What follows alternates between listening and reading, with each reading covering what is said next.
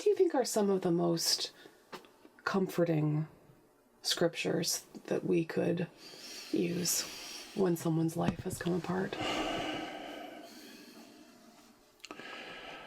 I find myself drawn back again and again to John chapter 20 and to the first chunk of that chapter, which is Mary Magdalene arriving at the tomb, and then Mary Magdalene weeping at the tomb, and it's when she is weeping that she sees two angels. And Peter and John have been to the tomb, and they have gone in and have seen the grave clothes, but they haven't seen the angels, apparently. And I've often thought that maybe tears function as a kind of lens. Do you see what I mean? Through which one might just see angels. And then, of course, Jesus shows up. Why are you weeping? Who are you looking for? And she thinks he's the gardener. And the misunderstanding is part of the deal. It's people not getting it, and yet Jesus is there, etc.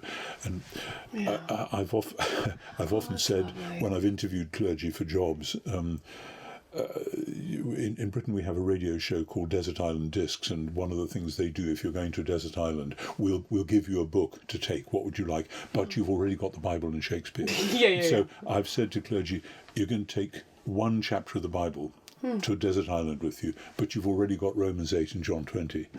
And so Romans 8 and John 20 go together. And John 20 is all about new creation, but it's about new creation glimpsed through tears. And that seems to me quite important as a drawing together of the threads of so much of John's Gospel, and then a pointing forwards. And John's Gospel doesn't end with a QED, all done. What's a QED? Quadrat demonstrandum, the end of a maths problem. Oh, I see. You have a maths problem, and this was what we were supposed to prove. Yeah. John's Gospel ends. There are many other things that Jesus did, and if we were to tell them, the world wouldn't contain the books that should be written. Something is going on here, but we don't know where it's going yet. Yeah.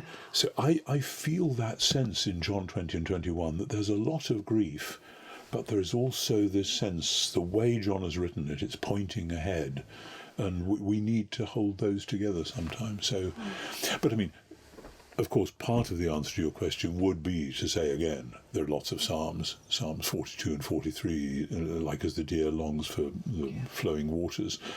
And why are you so heavy, O my soul? Jesus quoted that line, now is my soul troubled. Yeah. If Jesus could say that, John 12, why shouldn't we? Yeah. And then saying, well, go on hoping in God, because I will yet praise him. I may not feel like praising him at the moment, but just hang in there.